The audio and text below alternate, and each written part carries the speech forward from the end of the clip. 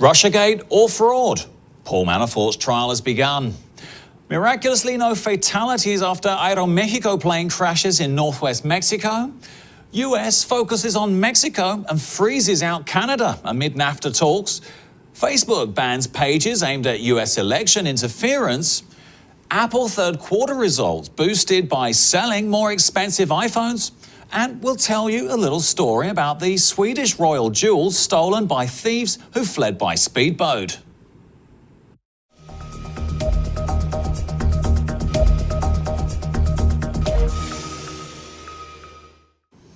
Hello and welcome to today's edition of Mexico News Network's Breaking News Business. I'm Elliot Bullman. Let's go to the information. As many as 85 people were injured on Tuesday, too critically, when an Aeromexico-operated Embraer passenger jet crashed soon after takeoff in Mexico's state of Durango. But authorities said there were no fatalities. The mid-sized jet was almost full with 97 passengers and 4 crew members aboard when it came down at around 4 p.m. local time. Gerardo Ruiz Esparza, Mexico's Minister for Communications and Transportation, wrote on Twitter. Governor José Rosa Saispuro told Mexican television the plane was taking off, added that witnesses told him there was a bang, and then, without warning, the plane was on the ground. He tweeted that there were no deaths among the 101 aboard, although around 85 passengers were injured, too critically. Aeromexico flight AM2431 was flying from Guadalupe Victoria International Airport to Mexico City.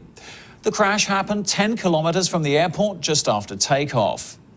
Authorities said that of the 97 passengers and 4 crew on board, 37 were hospitalized after the crash and 2 were in a critical condition. Civil Defense spokesperson Alejandro Cardosa said a fire which started after the crash had been put out and that there were no burn victims. Mexican President Enrique Peña Nieto tweeted that he'd also instructed federal agencies to help. In other news, the first trial of special counsel Robert Mueller's Russia investigation kicked off on Tuesday when former Trump campaign chair Paul Manafort faced a litany of charges related to financial crimes and money laundering in Virginia. These alleged financial crimes are quite spectacular and could end up sending Manafort to prison for the rest of his life. But in a sense, they're a sideshow. What's really looming over all this, Mueller's larger investigation into the Trump campaign and Russia. Manafort's Virginia trial, which is separate from another trial he'll face in Washington, D.C. in September, is about the enormous amount of money he made from years of work for Ukraine's government and political leaders, and larger hefty loans he got from US banks. The evidence gathered by Mueller's team would show that Manafort, Donald Trump's former campaign chairman, funneled more than $60 million in proceeds from his Ukrainian political consulting through offshore accounts and had hidden a significant portion of it from the IRS, the prosecutor continued. It funded multiple luxury homes, fast cars, and fancy clothes worth $500,000. Manafort's trial is the first arising from Mueller's investigation into potential ties between Donald Trump's presidential campaign and Russia. It opened amid unresolved questions about whether Trump associates coordinated with the Kremlin to tip the election in the president's favor. But it was clear from the outset that the case would not address these questions. Prosecutors didn't once reference Manafort's work for the Trump campaign, nor did they mention Mueller's broader and ongoing investigation into Russian election interference. In fact, Mueller was not even present in the courtroom. So, as jurors hear arguments over Manafort's offshore accounts, tax filings and loan applications, the political world will wait with bated breath to see what the verdict could mean for the larger Russia investigation and the future of Trump's presidency. In somewhat related news, Facebook says it's removed 32 pages, profiles and Instagram accounts that were engaged in coordinated, inauthentic behavior, believed to have been set up to influence the midterm US elections in November this year. Russia was found to have used Facebook to meddle in the 2016 US presidential election, notably through a troll farm called the Internet Research Agency. But Facebook is not explicitly linking the new efforts to Russia. Chief Security Officer Alex Stamos said on a call with reporters on Tuesday that the firm could not say for sure if this is the IRA with improved capabilities or a different group based on what we know today.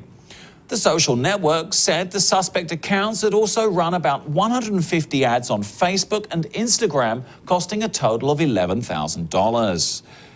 Facebook said it was clear that whoever set up these accounts went to much greater lengths to obscure their true identities than the Russian-based Internet Research Agency did in the past. Moving on. Canada has been rejected from the recent talks on the modernization of the North American Free Trade Agreement with the US Trade Representative Robert Lighthizer amid the talks held by the US and Mexico, said three people close to the negotiations. The Canadian negotiating team, led by Foreign Affairs Minister Chrystia Freeland, explained that Lighthizer is focusing on negotiations with Mexico and that he's not interested in engaging with Canada at this time, according to sources who asked not to be named since the information is private. While Mexico and Canada have repeatedly emphasized the need to maintain the agreement between the three countries, negotiating with Mexico and then with Canada is more along the lines of Trump's preference for bilateral agreements. Although the three nations remain far apart on a few major points, Trump said earlier this month he's heading toward a dramatic deal with Mexico and that he may even prioritize a bilateral deal with America's southern neighbor over Canada. Commerce Secretary Wilbur Ross said on Monday negotiations with Mexico are going well and may be close to wrapping up. Mexican Economy Minister Ildefonso Guajardo will be in Washington for more meetings with Lighthizer on Thursday and Friday, following up a trip from last week. Freeland herself traveled to Mexico on July the 25th, but hasn't met with Lighthizer since mid-June. She's due to be in Singapore this week for annual Association of Southeast Asian Nations meetings, according to a statement from her office. Lawrence said the trip has long been confirmed and is an important part of Canada's focus on deepening ties with their Asian trade and security partners. And now for some financial news. Typically, the 3 months ending in June are Apple's slowest in terms of iPhone sales and revenue. But this year, Apple posted the strongest third quarter in company history, beating analyst expectations for earnings per share and revenue. The beat drove the stock up over 3% in extended trading, but the average iPhone selling price hit $724, well above the expected $694. The firm said its $999 iPhone X, launched last year, remained its most popular iPhone model in the quarter and had driven the higher sales price. Strong revenue growth of 31% from Apple's service business, which includes the App Store, Apple Music, and Apple Pay, also boosted its performance. The services business is on track for more than $14 billion in revenue in 2020, Chief Executive Tim Cook said.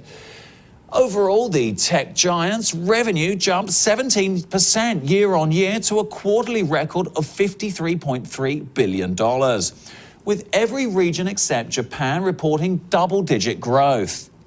Profits rose to $11.5 billion, up 32%, confirmed by the same period in 2017. The gains brought Apple, already the world's most valuable company, one step closer to a market value of $1 trillion. Apple also said that it expected revenue next quarter to be between $60 billion and $62 billion, ahead of Wall Street expectations, which at its midpoint would be a 15% year-over-year increase. The larger-than-expected figure is a strong hint that Apple will introduce a new iPhone in September. Elsewhere, authorities in Sweden launched a massive search on Wednesday after crown jewels belonging to the country's royal family were stolen by thieves who escaped in a speedboat. 2 crowns and an orb, one belonging to King Carl IX, the other to Queen Christina, were snatched Tuesday morning from the Strängnäs Cathedral, a 900-year-old church located about 50 miles from the capital of Stockholm. The 2 men lifted the jewels from locked glass boxes and made their getaway in a speedboat waiting at a nearby waterway, Sky News reported.